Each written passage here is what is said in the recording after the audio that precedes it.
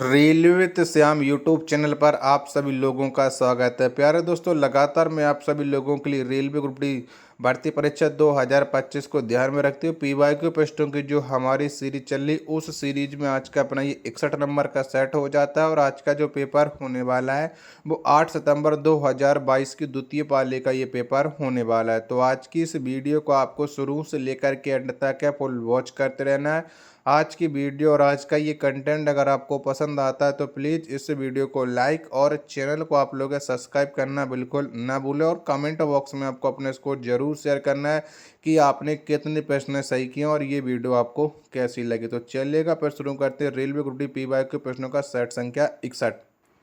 तो पहला प्रश्न आ जाएगा कि समान मोटाई एवं क्रमशः एल और 5L लंबाई वाले दो तारों ए और बी पर विचार कीजिएगा। यदि ए और बी के प्रतिरोध क्रमशः 1 ओम और 2.5 ओम हैं तो ए की प्रतिरोधकता और बी की प्रतिरोधकता का अनुपात कितना होगा। तो कितना हो जाएगा ये आपको बताना है। प्रश्न संख्या 1 का राइट आंसर क्या हो जाएगा। तो जब हम इस प्रश्न को सॉल्व करेंगे तो हमारा ये निकल करके आ जाएगा 2। ऑप्शन संख्या 4 करेक्ट आंसर हो जाएगा। चलेगा। नेक्स्ट प्रश्न संख्या 3 है कि श्वसन की प्रक्रिया के दौरान ग्लूकोज के एक अणु के साथ ऑक्सीजन के कितने अणु जुड़ते हैं। तो कितने अणु जुड़ते हैं, 3 नंबर प्रश्न का राइट आंसर क्या हो जाएगा। तो 6 अणु जुड़ते हैं। 3 का तीसरा ऑप्शन देने वालों का करेक्ट आंसर हो जाएगा। चलेगा। प्रश्न संख्या 4 है कि सामान्य सूत्र CnH2n+2 के साथ 5 कार्बन परमाणुओं वाला यौगिक है। तो बताओ कौन हो जाएगा 5 कार्बन परमाणुओं वाला यौगिक है। चौथे नंबर प्रश्न का राइट आंसर क्या हो जाएगा। तो ये हो जाएगा पेंटेन। 4 का दूसरा ऑप्शन देने वालों का राइट आंसर हो जाएगा। चलेगा। अगला प्रश्न आपके सामने आ जाता है यही प्रश्न संख्या 6 की आपके पास 2 बिलियन ए और बी हैं। बिलियन ए का पीएच मान 6 और बिलियन बी का पीएच मान 9 है। इस जानकारी के अनुसार पर सही उत्तर चुनें। तो बताओ में सही कौन हो जाएगा। 6वें नंबर प्रश्न का राइट आंसर क्या हो जाएगा। 6 के चारों ऑप्शन आपकी स्क्रीन पर शो हो रहे हैं। तो बिलियन ए अम्लीय और बिलियन बी क्षारीय है। 6 का दूसरा ऑप्शन देने वालों का करेक्ट आंसर हो जाएगा। चलेगा। वीडियो पसंद आए तो लाइक और ना पसंद आए तो डिसलाइक। कमेंट बॉक्स में अपनी राय जरूर बताइए कि हमने वीडियो आपकी डिसलाइक इस वजह से कर रखी है। 8 नंबर का प्रश्न आ जाता है कि स्वतंत्रता के पूर्व संध्या पर भारतीय अर्थव्यवस्था डॉट डॉट थी। तो बताओ कैसी थी भारतीय अर्थव्यवस्था। 8 नंबर प्रश्न का राइट आंसर क्या हो जाएगा। 8 के चारों ऑप्शन आपके स्क्रीन पर शो हो रहे हैं। तो ये अल्प विकसित और रुद्र थी अर्थव्यवस्था। तीसरा ऑप्शन देने वालों का राइट आंसर हो जाएगा प्रश्न संख्या 8 का। चलेगा। अगला प्रश्न आपके सामने आ जाता है। नेक्स्ट प्रश्न कौन सा आता है देखते हैं, क्योंकि सारे प्रश्न थोड़ा मिक्स है तो प्रश्नों को खोजने में थोड़ा टाइम लग जाता है। 16 नंबर का प्रश्न है कि मार्च 2022 में लॉन्च किया गया गूगल मैप्स आधारित नियोजन एवं विश्लेषण tool smart event tracking system dot dot का एक इन हाउस सॉफ्टवेयर है। तो ये किसका है ये आपको बताना। प्रश्न संख्या 16 का राइट आंसर क्या हो जाएगा। 16 के चारों ऑप्शन आपके स्क्रीन पर शो रहे हैं। तो ये हो जाएगा भारतीय रेलवे का। पहला ऑप्शन देने वालों का करेक्ट आंसर हो जाएगा। चलेगा। अगला प्रश्न देखते हैं कि अगला प्रश्न कौन सा आ जाता है। तो प्रश्न संख्या ये 18 आ जाता है।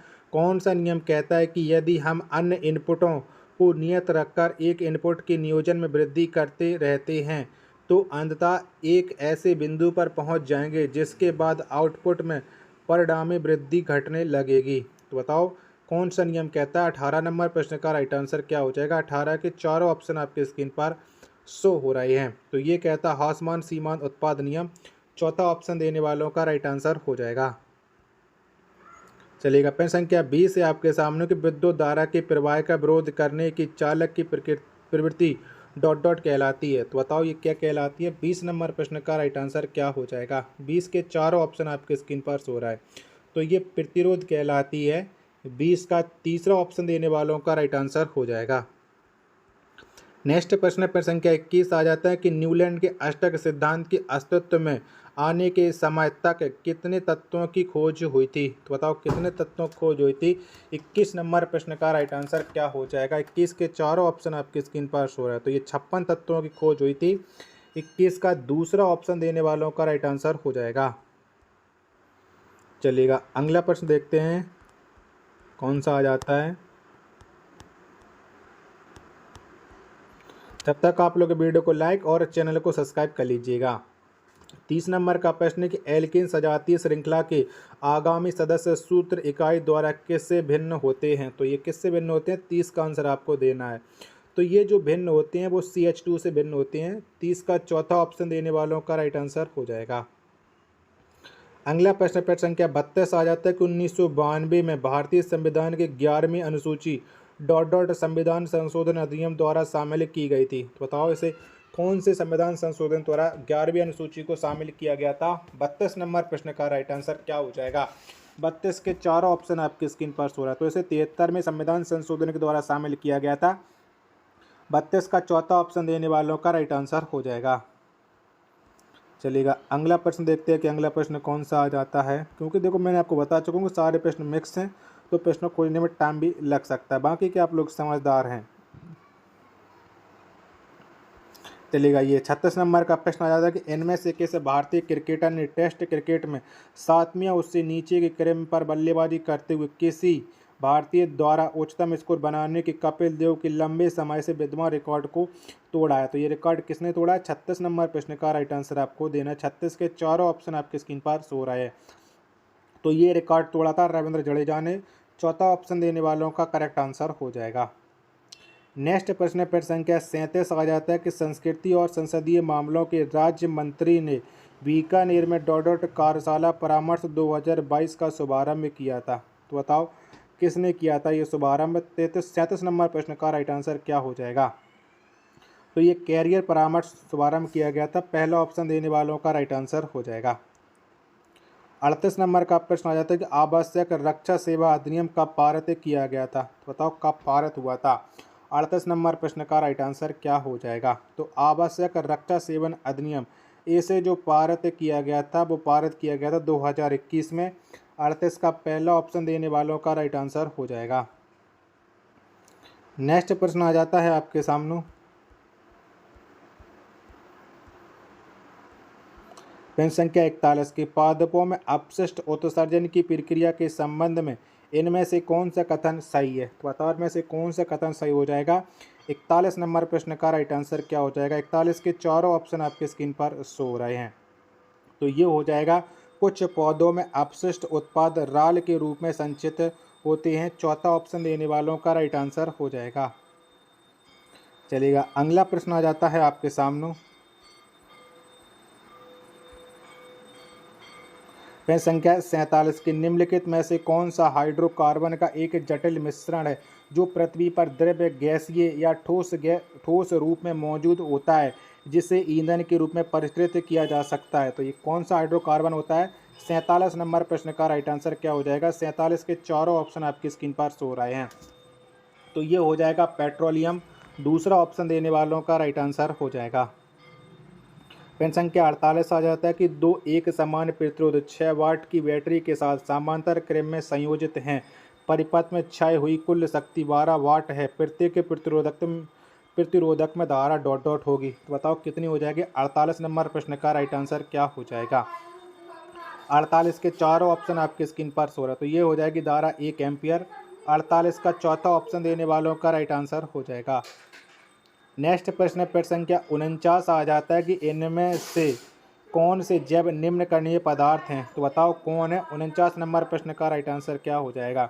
तो ये हो जाएंगे कागज और कपास। 49 का पहला ऑप्शन देने वालों का राइट आंसर हो जाएगा। नेक्स्ट प्रश्न आ जाता है आपके सामने प्रश्न संख्या 51 है कि 2015 में प्रतिष्ठित स्टॉकहोम जल पुरस्कार से सम्मानित किए जाने वाले किस व्यक्ति को भारत के वाटरमैन के रूप में जाना जाता है? तो बताओ भारत के वाटरमैन के रूप में किसे जाना जाता है? 51 नंबर प्रश्न का राइट आंसर क्या हो जाएगा? तो ये डॉक्टर राजेंद्र सिंह जाने जाते हैं। पहला ऑप्शन देने वालों का करेक्ट आंसर हो जाएगा। अगला प्रश्न पर संख्या 52 है कि भारतीय संविधान का कौन सा अनुच्छेद धर्म के आधार पर भेदभाव को प्रतिबंधित करता है? तो बताओ ये कौन सा अनुच्छेद करता है? 52 नंबर प्रश्न का राइट आंसर क्या हो जाएगा? 52 के चारों ऑप्शन आपकी स्क्रीन पर शो रहे हैं। तो ये अनुच्छेद 15 करता है। 52 का चौथा ऑप्शन देने वालों का राइट आंसर हो जाएगा। चलेगा अगला प्रश्न आ जाता है प्रश्न संख्या 53 है। कांच में कोई प्रकाश किरण कांच को वायु से पृथक करने वाली सतह पर 30 डिग्री के कोण पर आपतित होती है। किरण वायु में डॉट डॉट के कोण पर अपरिवर्तित होगी और अपरिवर्तित किरण आपतित किरण के तल में डॉट डॉट होगी। तो बताओ 53 नंबर प्रश्न का राइट आंसर क्या हो जाएगा। 53 के चारों ऑप्शन आपकी स्क्रीन पर शो हो रहे हैं। तो ये 30 से अधिक और किरण के तल में स्थित होगी। दूसरा ऑप्शन देने वालों का राइट आंसर हो जाएगा प्रश्न संख्या 53 का। चलिएगा अगला प्रश्न आ जाता है आपके सामने। प्रश्न संख्या 55 है कि निम्न में से कौन सा साधन आय के स्रोत के रूप में आहार नहीं है। बताओ कौन सा साधन नहीं है। 55 नंबर प्रश्न का राइट आंसर क्या हो जाएगा। तो ये दान नहीं है। 55 का दूसरा ऑप्शन देने वालों का राइट आंसर हो जाएगा। चलिएगा अगला प्रश्न आ जाता है आपके सामने। चलिएगा नेक्स्ट प्रश्न संख्या कौन आ जाती है। नेक्स्ट प्रश्न संख्या आ जाती है 58। 58 क्या कहता है कि निम्नलिखित में से कौन सा भारत का सबसे पुराना उच्च न्यायालय है। तो बताओ इनमें से कौन हो जाएगा। 58 का आंसर आपको देना। 58 के चारों ऑप्शन आपकी स्क्रीन पर शो हो रहा है। तो सबसे पुराना उच्च न्यायालय हो जाएगा कलकत्ता उच्च न्यायालय। 58 का दूसरा ऑप्शन देने वालों का करेक्ट आंसर हो जाएगा। चलिएगा अगला प्रश्न देखते हैं कि अगला प्रश्न कौन सा आ जाएगा। तो अगला प्रश्न आ जाता है आपके सामने। प्रश्न संख्या 61 है कि मुख्य अक्ष के निकट समांतर किरणों का एक पुंज एक उत्तल लेंस पर आपतित होता है। वे किस बिंदु पर अभिसारित होगी। तो बताइए किस बिंदु पर अभिसारित होगी। 61 का आंसर आपको देना। 61 के चारों ऑप्शन आपकी स्क्रीन पर शो रहे हैं। तो ये ऐप पर होंगी। चौथा ऑप्शन देने वालों का राइट आंसर हो जाएगा।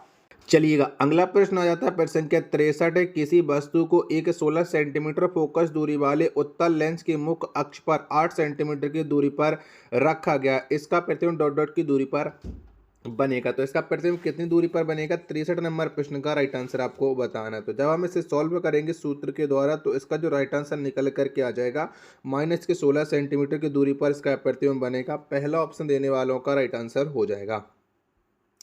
चलिएगा अगला प्रश्न आ जाता है प्रश्न संख्या 64 है कि राष्ट्रीय महिला आइस हॉकी चैंपियनशिप 2022 की मेजबानी किसके द्वारा की गई। तो बताओ किसने ये मेजबानी की थी। प्रश्न संख्या 64 का राइट आंसर क्या हो जाएगा। आइस हॉकी चैंपियनशिप 2022 की 64 का राइट आंसर क्या हो जाएगा। तो ये हिमाचल प्रदेश ने की थी। पहला ऑप्शन देने वालों का राइट आंसर हो जाएगा। नेक्स्ट प्रश्न संख्या 65 आ जाता है किसी क्षण चुंबक के कारण उत्पन्न चुंबकीय क्षेत्र से संबंधित निम्न कथनों पर विचार कीजिएगा। तो इनमें से आपको विचार करना है ए और बी में से और इनमें से बताना है कि कौन सा कथन सही है। ए वाला क्या कहता है क्षण चुंबक के अंदर कोई क्षेत्र नहीं होता है, गलत है। बी वाला क्या कहता है क्षण चुंबक के अंदर क्षेत्र रेखाओं की दिशा इसके विपरीत ध्रुव से दक्षिण ध्रुव की ओर होती है, ये भी गलत। यानी ना तो एक और ना ही बी, दोनों गलत हो जाएंगे, कोई सही नहीं है। यानी पहला ऑप्शन देने वालों का राइट आंसर हो जाएगा।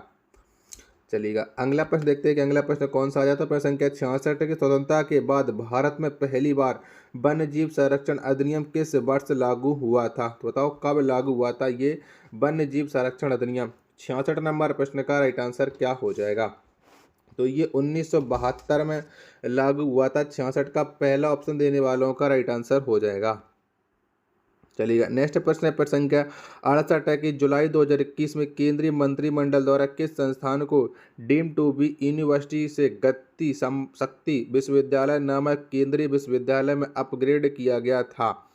तो बताओ इस प्रश्न का राइट आंसर क्या हो जाएगा। किस संस्थान ने करा था। 68 नंबर प्रश्न का राइट आंसर आपको देना। 68 के चारों ऑप्शन आपकी स्क्रीन पर शो हो रहा है। तो इस संस्था का नाम हो जाता है राष्ट्रीय रेल एवं परिवहन संस्थान। पहला ऑप्शन देने वालों का राइट आंसर हो जाएगा।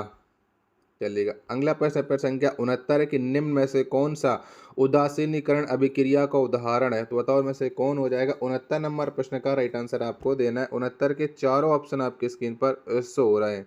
तो इनमें से जो उदासीनीकरण अभिक्रिया का उदाहरण हो जाएगा वो हो जाएगा NaOH प्लस HCl से बनेगा NaCl प्लस H2O। यानी दूसरा ऑप्शन देने वालों का राइट आंसर हो जाएगा। चलिएगा अगला प्रश्न देखते हैं कि अगला प्रश्न कौन सा आ जाता है। वीडियो पसंद आ रही होगी तो प्लीज़ वीडियो को लाइक और चैनल को आप लोग सब्सक्राइब करना बिल्कुल ना भूलें और कमेंट बॉक्स में आपको अपने इसको जरूर शेयर करना है कि आपने कितने प्रश्न हैं वो सही कर रखे हैं। 76 नंबर का प्रश्न आ जाता है आपके सामने कि इनमें से कौन एक कोष के जीव है। तो बताओ इनमें से कौन हो जाएगा एक कोष के जीव।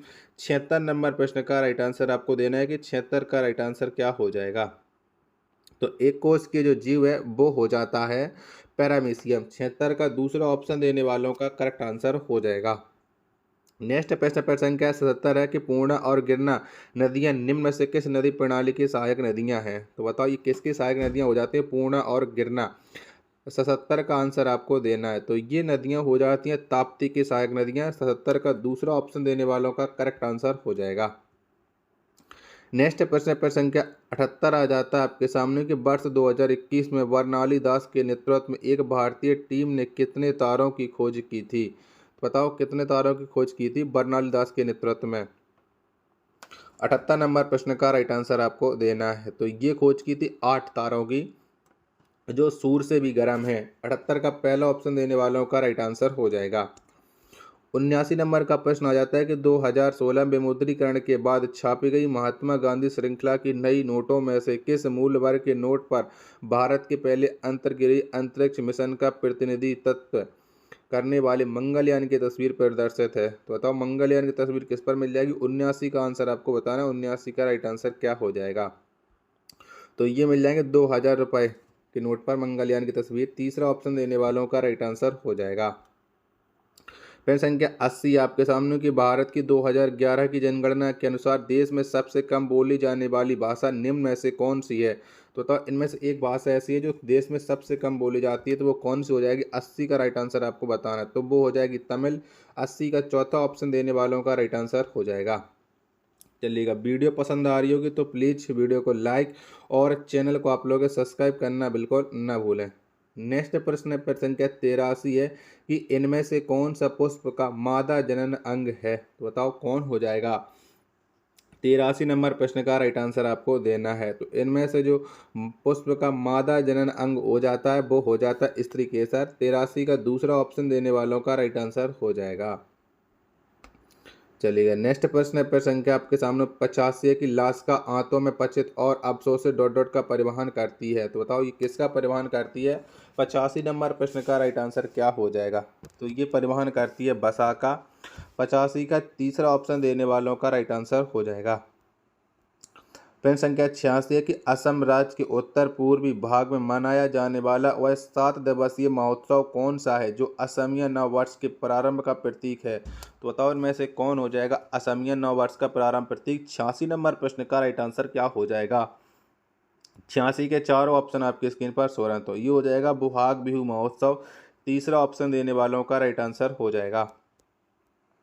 चलिएगा, अगला प्रश्न पर संख्या 87 है कि जब चूना पत्थर का एक टुकड़ा तनु HCl के साथ अभिक्रिया करता है तो एक गैस उत्पन्न होती है। जब इस गैस X को चूने के पानी से गुजारा जाता है तो एक सफ़ेद अवक्षेप Y बनता है। गैस X की अधिक मात्रा गुजारे जाने पर सफ़ेद अवक्षेप घुल जाता है जिससे एक विलय यौगिक Z बनता है।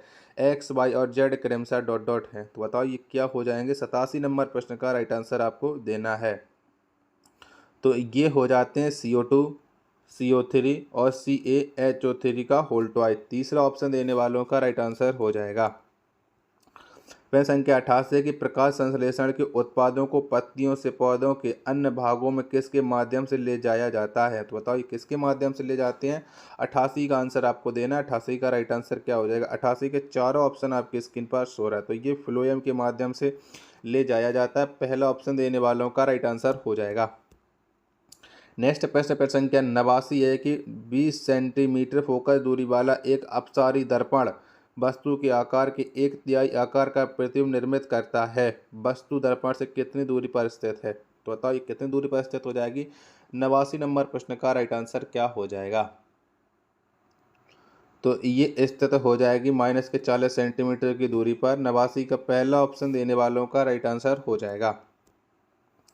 चलिएगा, अगला प्रश्न है आपके सामने प्रश्न संख्या 91 की आधुनिक आवर्त सारणी में क्रमशः डॉट डॉट समय और डॉट डॉट आवर्त हैं। तो कितने समय और कितने आवर्त हैं आधुनिक आवर्त सारणी में? ये आपको बताना। 91 का राइट आंसर क्या हो जाएगा? तो 18 समय और 7 आवर्त हो जाते हैं।